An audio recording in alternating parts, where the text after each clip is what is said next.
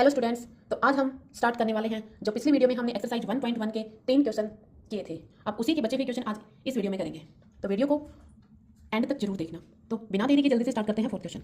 Given that HCF 9 and find LCM. ठीक है, उससे पहले हमें एलसीएम और एचसीएफ में रिलेशन पढ़ चुके हैं। पिछले क्वेश्चन में एलसीएफ दोनों का रिलेशन क्या पढ़ा था हमने, जो वेरिफिकेशन में किया था। HCF into LCM is equal to क्या होता है, प्रोडक्ट ऑफ टू नंबर्स।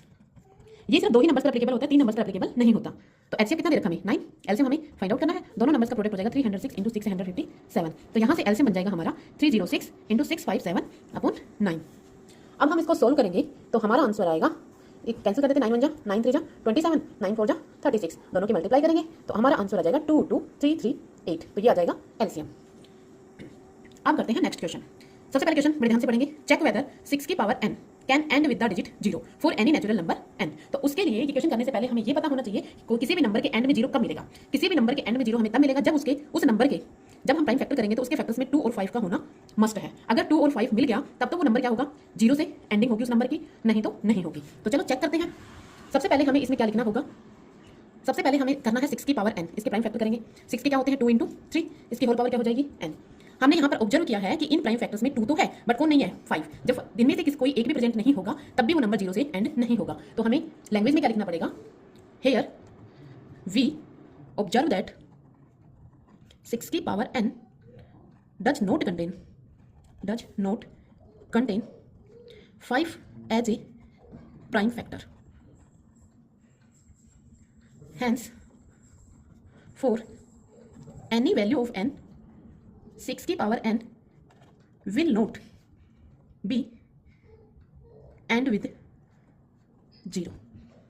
बस सिंपल सा हमें इतना ही लिखना है और हमारा क्वेश्चन कंप्लीट। अब करते हैं हम नेक्स्ट क्वेश्चन। तो चलिए बिना देरी के स्टार्ट करते हैं नेक्स्ट क्वेश्चन। नेक्स्ट क्वेश्चन में हमें प्रूव करना है, हमें 2 नंबर्स गिवन है एक्सपेंडेड फॉर्म में, उनको कंपोजिट प्रूव करना है। तो उसके लिए हमें सबसे पहले पता होना चाहिए कि कंपोजिट नंबर्स होते क्या हैं। कंपोजिट नंबर्स वो होते हैं जिसके मोर देन 2 फैक्टर्स हों। तो चलिए इसके हम पहला पार्ट स्टार्ट करते हैं। 7 इंटू 11 इंटू 13 प्लस 13। यहाँ पर क्या कॉमन है 13, अंदर क्या बचेगा 7 इंटू 11 प्लस 1, जिसको हम क्या लिख सकते हैं 7 और 11 की मल्टीप्लाई 77 प्लस 1, 13 इंटू 77 प्लस 1 कितना बनेगा 78। 13 इंटू 78 को मैं क्या लिख सकते हो, अगर इसको फैक्टर्स में ब्रेक डाउन करें तो 13 इंटू 6।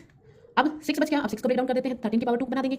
6 को लिख सकते हैं 2 इंटू 3। तो ये तीनों के तीनों क्या मिल गए हमें, प्राइम नंबर्स। अब जो ये नंबर है इस नंबर के प्राइम फैक्टर्स ये बने, मतलब मोर देन 2 फैक्टर्स। इसीलिए हम बोलेंगे कि हम इसमें लिखना क्या है हमें, here we observe that 7 into 11 into 13 plus 13 has more than 2 factors, has more than 2 factors. That's why it is a composite number. Simple, बस हमें बस इतना ही लिखना है। अगर हम स्टेप बाय स्टेप करेंगे तो हमारे मार्क्स कटने के चांस बिल्कुल नहीं रहेंगे। अगर हमने सीधा आंसर लिख दिया तो वहाँ पे कोई भी मार्क्स फुल नहीं देगा। तो इसका जो सेकंड पार्ट है ये आप मुझे इसका रीजन आप मुझे कमेंट में देना करके, सेकंड वाला पार्ट आपके लिए होमवर्क है। अब अगला क्वेश्चन करते हैं। तो ये रहा हमारा नेक्स्ट क्वेश्चन। सबसे पहले क्वेश्चन को हम रीड करेंगे बिल्कुल ध्यान से। There is a circular path around a sports field. Sonia takes 18 minutes to derive one round of the field, while Ravi takes 12 minutes for the same. Suppose they both start at the same point and at the same time and go in the same direction. After how many minutes will they meet again at the starting point? Question में क्या कह रहा है, एक circular field है, sports field है, वो circular shape में है। अब सोनिया और रवि ने यहाँ से ड्राइव करना स्टार्ट किया है। यहाँ से ही सोनिया ने स्टार्ट किया है और यहाँ से ही रवि ने स्टार्ट किया। अब जो सोनिया है वो एक राउंड कंप्लीट करने में टाइम लेती है 18 मिनट्स और रवि वही सेम राउंड को कंप्लीट करने में टाइम लेता है 12 मिनट्स। अब क्वेश्चन में हमें ये पूछा है कि ये दोनों वापस इसी स्टार्टिंग पॉइंट पे कितने टाइम के बाद मिलेंगे। तो उसके लिए हमें निकालना होगा इन दोनों ने, ये दोनों जो अलग अलग टाइम ले रहे हैं इनका एलसीएम। तो सोनिया कितना ले रही है 18, पहले 18 की प्राइम फैक्टर बना लेते हैं। 2 9 जा 18, 3 3 जा 9, 3 1 जा 3। ऐसे ही हम 12 के बना लेंगे। 2 6 जा 12, 2 3 जा 6, 3 1 जा 3। वही सेम जो हमने पहले किया है वैसे ही 12 के लिख देंगे 2 की पावर 2 और 3। तो जब वो सेम टाइम पर वापस कब मिलेंगे ये हमें बताना है। तो इसको निकालने के लिए कि वो वापस उसी पॉइंट के ऊपर कितने टाइम के बाद मिलेंगे, तो उसको निकालने के लिए हमें यहाँ पे निकालना होगा इन दोनों टाइम्स का एलसीएम। तो एलसीएम क्या होगा, जो यहाँ पर 2 की मैक्सिमम पावर कितनी है 2 और 3 की मैक्सिमम पावर कितनी है 2। दोनों को जब हम सोल्व करेंगे तो होगा 2 की पावर 2 4, 3 की पावर 2 9, 9 4 जा 36। तो जो रवि और सोनिया है वो 36 मिनट्स के बाद वहीं स्टार्टिंग पॉइंट्स के ऊपर वापस मिलेंगे। तो ये हुआ हमारी एक्सरसाइज कंप्लीट।